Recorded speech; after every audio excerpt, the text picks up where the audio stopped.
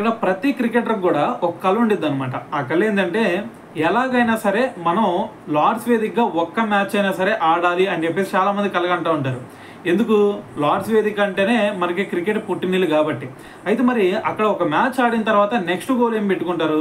ఎలాగైనా సరే ఒక బ్యాట్స్మెన్ అయితే ఇక్కడ ఖచ్చితంగా ఒక్క సెంచరీ అయినా కొట్టి తీరాలరా అని చెప్పేసి నెక్స్ట్ గోల్ పెట్టుకుంటూ ఉంటారు.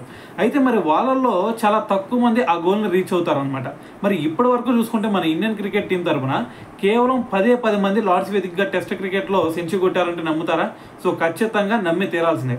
ఎందుకంటే మనకి ఈ లిస్ట్లో కనుక ఒక్కసారి మనం చూసుకుంటే మనకి అత్యధిక సార్లు ఇక్కడ సెంచరీ కొట్టిన బ్యాట్స్మెన్ ఎవరన్నా ఉన్నారా అంటే మనకి ఫస్ట్ వెంగ్ సర్కారే గుర్తొస్తాడు. ఎందుకంటే అతను ఏకంగా 3 times లార్డ్స్ వేదికగా సెంచరీ కొట్టడం జరిగింది. సో దాంతో అతను ఫస్ట్ ప్లేస్లో ఉన్నాడు.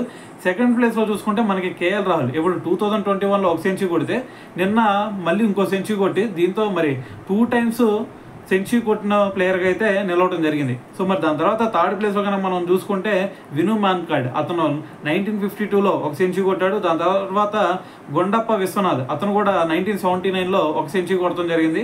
దాని తర్వాత రవిశాస్త్రి 1990లో ఒక సెంచరీ కొట్టాడు అనమాట. దాని తర్వాత మనకి మొహమ్మద్ అజారుద్దీన్ అతను కూడా 1990లో ఒక సెంచరీ కొట్టడం జరిగింది. దాని తర్వాత సౌరవ్ గంగూలీ 1996లో ఒక సెంచరీ కొట్టాడు. సో దాని తర్వాత అజిత్ అగార్కర్ కూడా ఇక్కడ 2002లో సెంచరీ కొట్టాడు అనమాట. సో దాని తర్వాత ప్లేస్లో చూసుకుంటే మనకి 2011లో రాహుల్ ద్రావిడ్ ఇక్కడ ఒక సెంచరీ కొట్టాడు. సో చివరిగా చూసుకుంటే మనకి అజింక్య రహానే కూడా ఈ వేదికలో ఒక సెంచరీ అయితే కొడతం జరిగింది. సో మరి ఓవరాల్గా చూసుకుంటే మనకి ఇక్కడ మొత్తం కూడా మరి 10 మంది బ్యాట్స్మెన్స్ సెంచరీలు కొడతం జరిగింది అనమాట.